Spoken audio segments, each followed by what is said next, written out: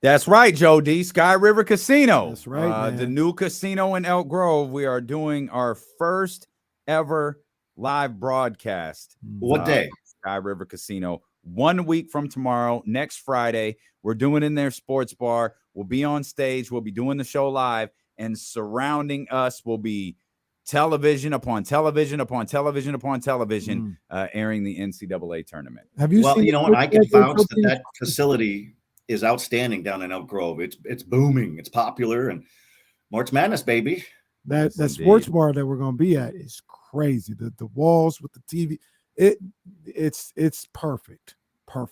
I'll be at Golden One in the thick of the March Madness. I got a story running this Sunday in the Sacramento Bee on March Madness is coming back, and we don't have to underscore this, guys. This is a big deal for this city. You get March Madness. What happens when you get a nice new arena? You get events like this. And March Madness came here shortly after the arena was constructed.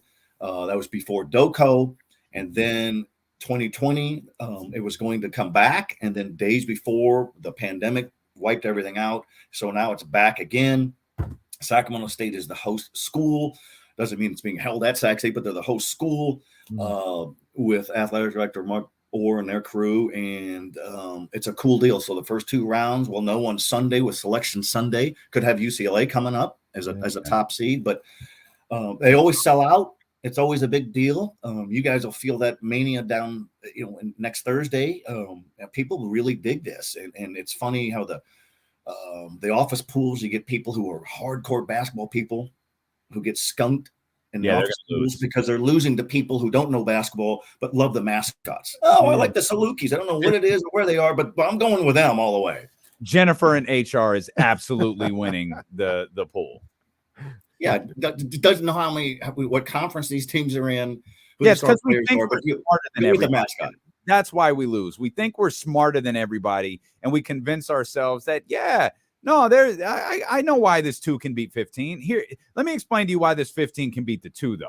I'm going to tell you right now why Richmond is going to beat UConn. Right, exactly. Because I don't like spiders, but I'll root for spiders because it's a cool mascot. Well, let's start there. We're talking NCAA tournament with our man Joe Davidson from Sacramento Bee, and obviously the women, Mark Campbell and those Sac State women accomplished something extraordinary yesterday, winning the Big Sky Conference and now moving on to the NCAA tournament. Historically, you've been around for it for a long time. What's that mean for Sac State and that program and that university? Just tremendous. 2 years ago, 3 wins. 3 wins. They've had 3 winning seasons before this season in Division I over the last 30 plus years. It just couldn't get going at Sac State. And here comes Mark Campbell, the fabulous assistant coach at the University of Oregon, big-time recruiter, great personality, great teacher of the game. He takes the job at Sac State, big project. Last year, they win 14 games, probably the most improved women's team in America at Division I. This year, they're 25-7. You win the Big Sky Conference tournament, you get an automatic big. So they've arrived. You got 9 new players this year. Just tremendous. He's such an excellent recruiter. I think they're going to be a powerhouse in the Big Sky. And if you keep winning that tournament, then you'll keep going to the NCAA. They'll probably be a 16 seed and take on a high seed like a Stanford or something. But that's the first step, is you just get good enough to get in there. So I was talking to Mark Orr, the athletic director. He was up at Boise watching the game. Known him forever, and he's part of the whole March Madness coming to Golden One. And he was hilarious on the phone. He's ecstatic. He's excited for his school and his team. And he goes, "Hey, I'm going to get a hold of Mark Reinhardt at the Kings and see if we can't get a green beam, kind of flash one up off of Golden One for the Green Hornets and all that." But that's how excited they are. And senior players. There's a girl named Jordan Oliveras from Seaside, California, Monterey County, and she's a 4th-year senior. She's the longest tenured Hornet. She had career high 26 points. Coach Campbell says you can't watch it without feeling inspired. She's just grit and effort, and she's overcome 3-win seasons, a COVID season, coaching change, and she stuck it out. And so he's excited for for her, and kudos to her for sticking around. She had every reason to say, I don't need this anymore, but stuck it out. And I think the Hornets are around to stay. I think the men's basketball coach you guys have on regularly, and David Patrick, they got a great hire there. And baseball with Reggie Christensen's been in NCAA regionals, and Sac State football, 3-time conference champion. And, Troy Taylor's now down at Stanford, but the rest of the staff is in place. So Sac State is looking like a Division I college and doing big things. So it's really cool. And, like you mentioned as well, this feels like it's just the start of it. It's just the start of what's going on. You talked about Mark Orr and what he's been able to put together on that campus with the athletic department. And you look at a team making the NCAA tournament. That's huge. That puts, if it wasn't already there, that puts your university on the map. That's unbelievably big for recruiting, not only with the women's basketball team, but the men's basketball team, football, what they had this year. And it's just a culmination of these good stories and things coming together for this university at the right time altogether. It's tremendous. And Mark Orr is a homegrown product. Christian Brothers High School star in Sacramento, played at Cal. He's got family still here. He got hired here, I think, in 2017. And he said at that introductory press conference, we're gonna get Sac State on the map. And ESPN Sports Center tweeted out a thing about Sac State women winning the tournament. So that's as big as exposure as you can get. And and it starts with, I don't want to sound like a cliche, but you got to have good people. You got to have good coaches. And Mark Orr has found those coaches. And will David Patrick be here a long time in men's basketball because he's going to get looked at? And same with Mark Campbell, the women's coach. That concerns Mark Orr, the athletic director, just like it did, the concern that other schools were going to look at Troy Taylor and Stanford getting him in football. But you worry about what you got now. And we'll worry about that later is what he's basically saying. But I think Sac State will continue to recruit well in women's basketball, and they'll just keep reloading. I mean, that's going to be, what about the gym? It's not a very good gym. And he said, Mark Campbell, Sac State coach, said, we're not looking for players who are interested in only in the gym. That's the difference between men and women. Men are, I think, are probably more inherently, they want to have the big arena and the splash and all that. Women don't care. They just want to play. And I think they value a full athletic scholarship and what that means more than guys. Women don't, we don't see women basketball clogging up the transfer portal like we do in football and men's basketball. So that's a refreshing. No, they out there though. Transfer portal do stay a little bit active. Oh, it stays very active. And the thing that's goofy about I think the portal's a great idea. It helps kids get another opportunity, but you get so many of these kids who have been offered multiple scholarships for full athletic scholarships where most kids don't.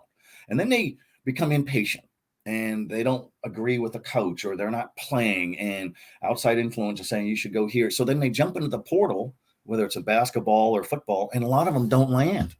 I mean, and what are you going to do? Go back to the original school? That's not going to happen. So there's almost too many kids in the portal and not enough spots to land. I was telling Damian earlier, I'm so happy for this women's basketball team and what they were able to achieve. And I think we were trying to figure this out the other day when they won the first game, the quarterfinal game or whatever. But was that the first? What's the furthest any Sac State basketball team had gone in any of these conference tournaments before what they just did? Well, a men or women team at Sac State had never even been to a semifinal in a Big Sky conference, and that's been almost 30 years. And so it's all this new stuff for the women. First time Big Sky champion, first time in a quarterfinal, semifinal, and a final in a conference tournament. UC Davis has done it in women's basketball and men's basketball. They've won the Big West and gone to the NC2A. So that's all these remarkable firsts. And, and I'm going to take it another level. This is how good basketball is. We've got the state basketball tournament, March Madness coming with the high school state championships this weekend at Golden One. Sierra College women up in Rockland won the state championship last year, 28-3. They graduated everybody or moved everybody on to the next level. And they're back in the state Final Four with a complete revamped roster with 7 players. because of injuries or people leaving. And it's the 50th year of that program. So that's when Title IX started. And the coach at Sierra College, Brandy Murish, was telling me that her mother played high school basketball in Chico in the late 60s. And girls back then, this is no joke, were not allowed to dribble more than 3 times to avoid exertion and fatigue. Oh, come on, man. How far have we come? I mean, it's like, are you underestimating women's athletic and their ability? I mean, holy cow. Now you have women who will zigzag all the way down the court and just and tear your Bump heart. on you. So it's come light years, and it's great to see. Yeah. Well, let's stay there. I do want to talk about the Kings a little bit with you, but before we do, you mentioned this weekend, the Golden One Center, CIF, the California State Championships. It's the kind of the epicenter of the state here. What are we looking for this weekend at G1C? Well, this is the long end to an exhausting season. We only have one local team, Sacramento area team. It's the Colfax Girls, 640 kids on their campus up in Placer County. A lot of snow on campus. They just won a NorCal championship. Rexanne Rodriguez Simpton is the coach. She played at Sac State. So she's excited about the Hornets. And they have no Division I prospects. They have no Division II prospects. They have kids who probably won't even play next year, but they're an easy team to root for. So they're in the Division III state finals on Friday against Los Osos of Rancho Cucamonga, which has a lot of Division I prospects. But, if you look at the open division in high school basketball 10 years ago was created to put the big girls in one lot and the big boy basketball in the other for the powerhouse programs. And so we've got Harvard Westlake of Studio City is taking on Santa Maria or St. Joseph Santa Maria, which just walloped Modesto Christian, which walloped Jesuit. So you could just see the layers. It's a good ticket. It's a good value. You got a lot of good players out there. Small schools, large schools, public schools, private schools. The open division girls with Midi of San Jose. They have a 6'4" freshman who grabs 20 rebounds a game and 29 points. I mean, just a phenomenal player. And if Kings fans want to go out there and boo Robert Ory, they can do that. He'll be out there this weekend. His son, Christian, is a 6'3" junior guard for Harvard Westlake, the powerhouse team in the open division. Don't boo the kid, but you could boo the dad, because I think Kings fans still remember that guy. So you've got NBA kids here. You've got prolific freshmen, 5-star recruits. It's pretty good stuff. It doesn't. And Golden One and Arco Arena have been a staple for the state championships for pretty much 30 years. So it's a cool deal. And whether it was the Maloof ownership group, the Jim Thomas ownership group, or the Vivek ownership group, they've done a great job working with the CIF to make it affordable to rent it. And the CIF governing body, they want the kids to have a great wow experience in a phenomenal gym. Yeah, I was going to ask you about that, Joe, because me, I love the state championship being here. I love everything that they do with the CIF.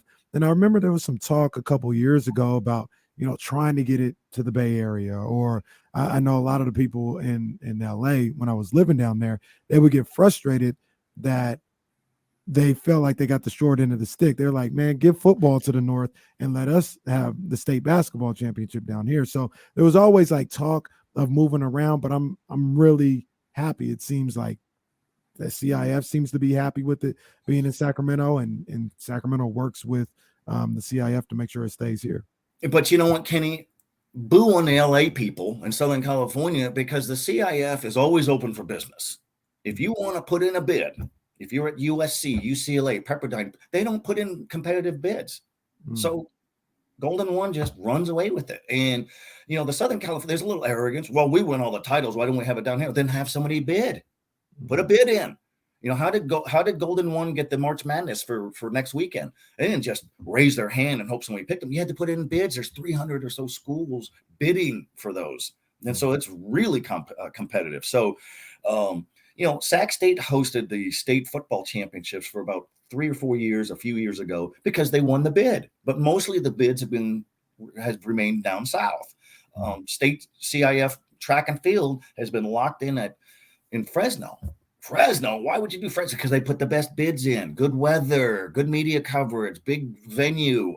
So that's how those work. But selfishly, I like it here. I like when basketball's here. Could you imagine driving down to the Grapevine this weekend? I don't think so.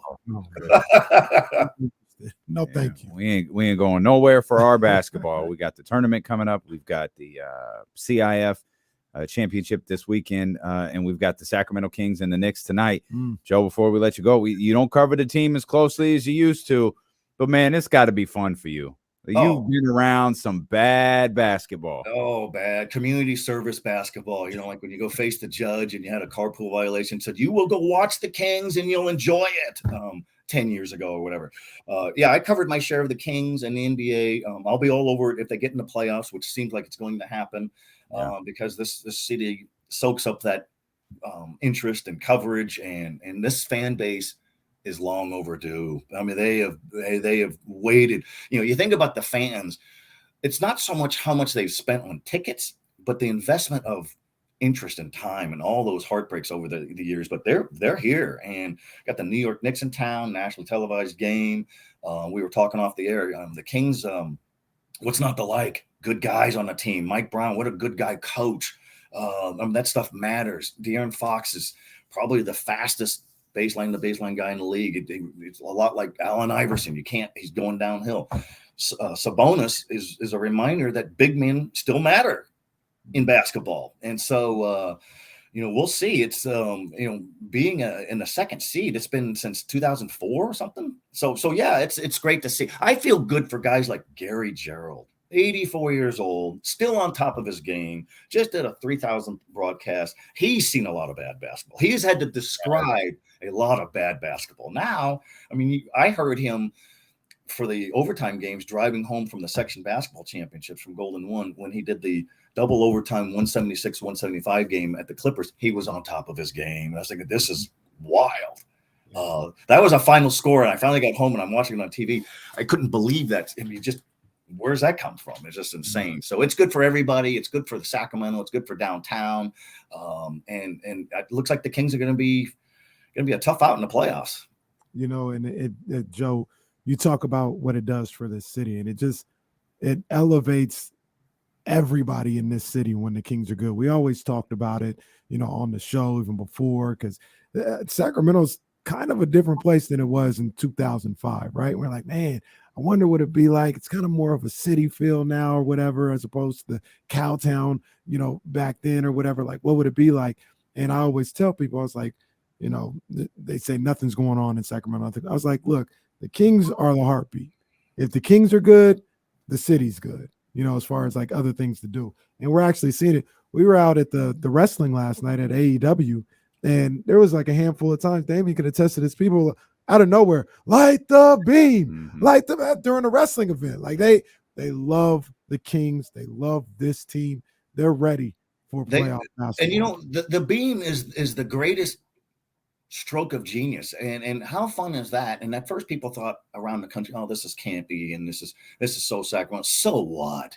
Shut your face. This is good. This is fun. McClatchy High School, your alma mater, Kenny, they did light the beam throughout the high school girls basketball playoffs, so you can have fun with it. And I think I like hearing Coach Mike Brown saying we need to make it a brighter beam. I live way up Highway 50 in El Dorado Hills. I want to be able to see that. So I had more wattage and all that. And, so that's, we all remember Arco Arena, and it was surrounded by all of this undeveloped land right there where the arena was, because the thought was, in the 80s and 90s and 2000s that it'll just be a bustling epicenter. Never happened. It's going to happen at DoCo, and we've seen glimpses of it. And if they have outdoor viewing parties during the playoffs, that place will pack out, and it'll be a great time. And if you're a business owner right there, that's gold. And so that's good for Sacramento. And I remember when Golden One emphasized, so where are people going to park? They found a way. You find a way. I love thinking back to that. Oh, so hokey and so campy yet until they realized the team's going that the thing gonna be lit 50 times. Then all of a sudden it wasn't so hokey anymore. That's exactly right. Wait till it gets lit in the playoffs. Oh man, come on. Woo. Championship beam. Oh, come on. Well, okay, come on, man. I'm gonna calm down. Okay. Joe, we appreciate you, man. You're the best. Thank you, my brother. We appreciate you guys. We'll see you soon. Have fun next Thursday when you're not signing autographs and you're on the air and you got games here and Kenny's going to be trying to evaluate that game and sign an autograph over here. It's just, it's good. It'll be good chaos. That's what Kenny will be doing. I'll be manning the broadcast. People will be moving me out of the way to get to Kenny. Here's the deal, Joe. I heard you. I got to correct you because I heard you say, "Oh man, I'm gonna be at the Golden One." No. It's Friday. That's the off day for Golden One. So if you want to come down. Oh, so you guys are going to be down there Friday. Yeah, we're gonna be down on Friday. Well, you have to come down there. On Thursday and Saturday. But you know what? I'll get a couple beers in me and heckle you guys. Well, that's all right. That's what we love. Here we go. Encouraged. Let's go. Get hydrated. That's what the live broadcast is all about, Joe D. Appreciate you, my You the brother. man, Joe. All right, guys. Good to talk.